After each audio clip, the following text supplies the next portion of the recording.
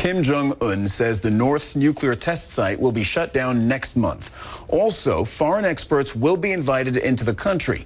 And the North Korean leader reportedly says he is not the kind of person to fire nuclear weapons at South Korea or the United States. All of these potentially major developments.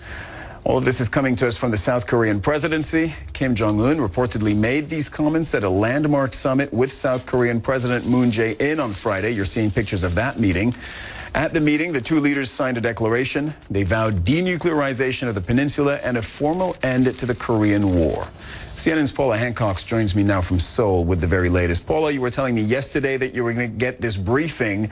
Now you've just coming back to us from the South Korean presidency, and you're finding out more details about what was promised at the summit.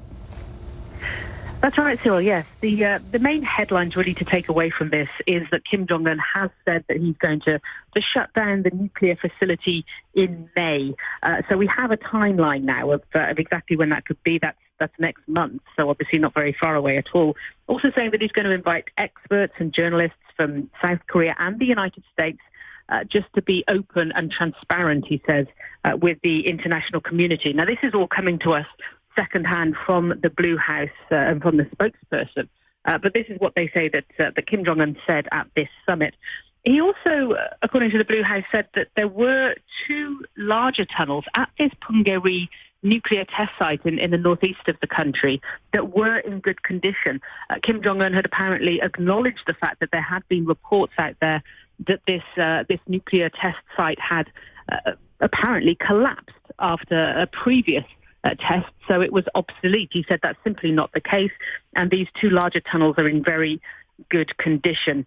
So a more specific timeline, the two leaders were being told by the Blue House, said that they would discuss a schedule when the North is ready. So we don't have the exact details. A couple of other smaller issues, they've decided to standardize time on the Korean Peninsula. A few years ago, the North Koreans decided to bring their clock back half an hour. So there was a half-hour difference between Pyongyang and Seoul. That's now going to be standardized to the time that Seoul's on as well. And another interesting thing, just to mention, apparently Kim Jong Un did say, "I assure you there will never be a use of military force." So insisting to the South Korean president there wouldn't be a second Korean War. Cyril? And tell me a little bit more about this line that I'm reading. Kim Jong Un saying he's not the kind of person that would fire a nuclear weapon at the United States or at South Korea. I mean, given what we saw over the past 12 months, that's just stunning. Absolutely. Well, 12 months and more. I mean, North Korea has consistently been threatening, at least rhetorically, the United States. Just a year ago, they threatened to turn Seoul into a sea of flames. That's one that they've used a number of times.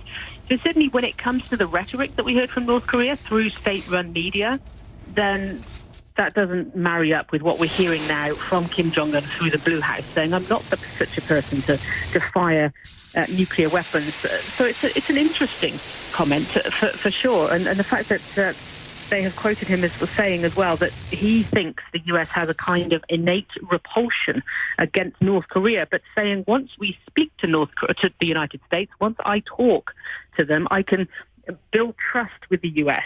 We can meet often, and I can promise the ending of war and non-aggression. So he's looking towards the meeting with Donald Trump there, which we're expecting next month, potentially early June, saying that he doesn't actually think that will be a one-off, that they could meet more often, that there does have to be trust built between the US and North Korea. So yes, what we're hearing, and certainly what we saw on Friday, is a very different story to what we've been hearing over the past few years.